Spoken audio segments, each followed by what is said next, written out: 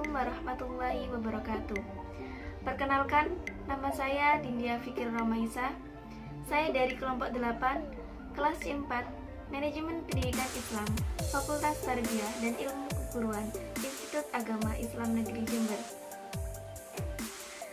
Di sini kami kelompok 8 akan menjelaskan tentang pembagian hadis dari segi kuantitasnya.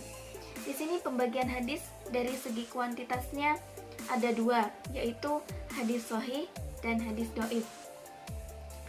Baiklah, di sini saya akan menjelaskan tentang hadis sahih. Hadis sahih. Hadis sahih menurut bahasa ialah lawan kata dari sakit.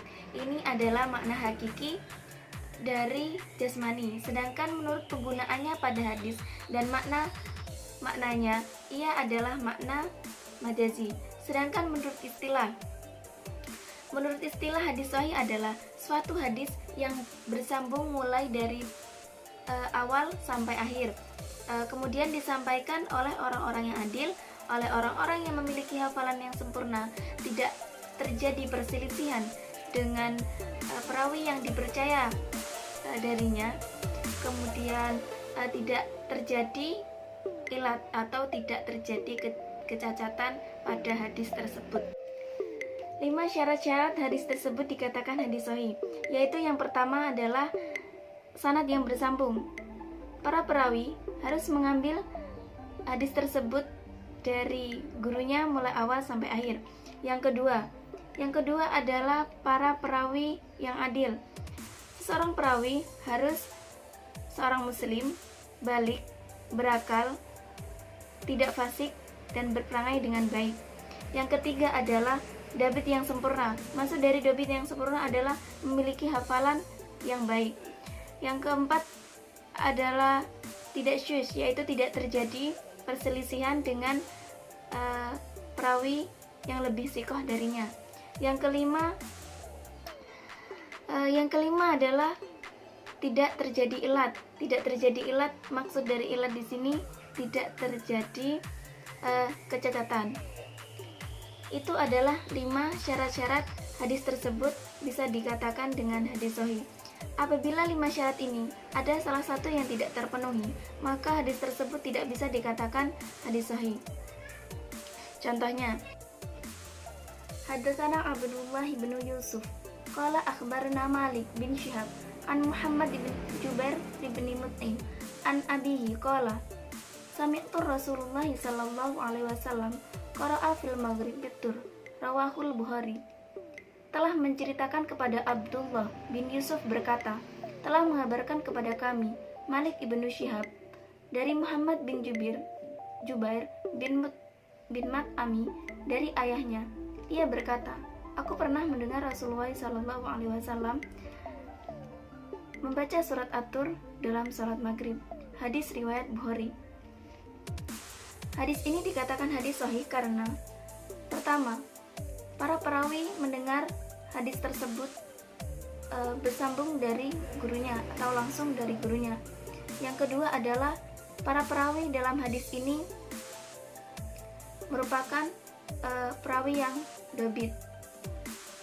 Yang ketiga adalah tidak ada terjadi perselisihan dan tidak ada kecacatan yang terjadi pada hadis tersebut.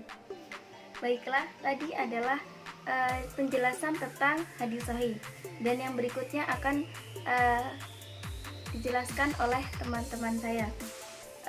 Sekian dari saya. Apabila ada kesalahan, saya mohon maaf. Wabillahi taufiq wal hidayah.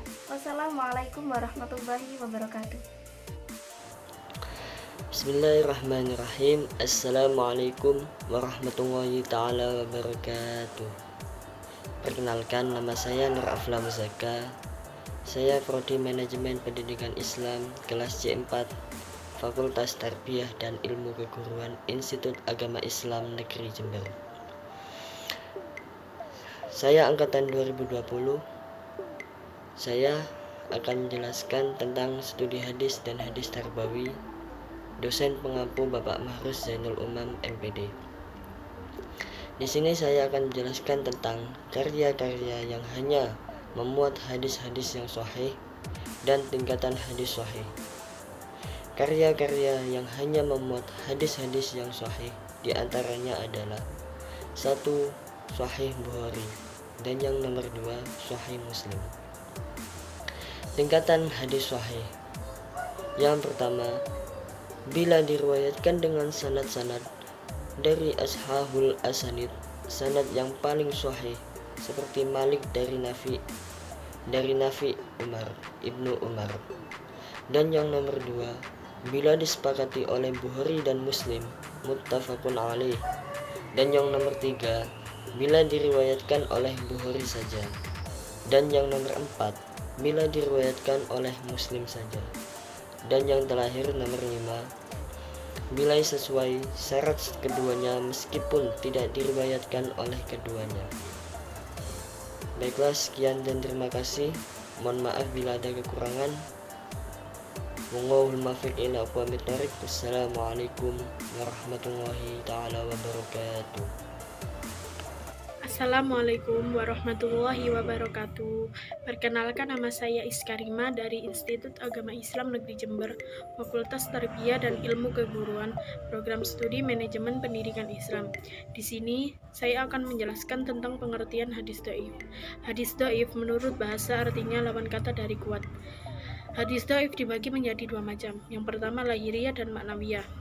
Sedangkan hadis dhaif secara istilah berarti hadis yang di dalamnya tidak didapati salah satu syarat menjadi hadis sahih maupun hadis hasan, karena syarat diterimanya suatu hadis dilihat dari banyak segi, sedangkan lemahnya suatu hadis dilihat dari hilangnya salah satu syarat atau bahkan lebih.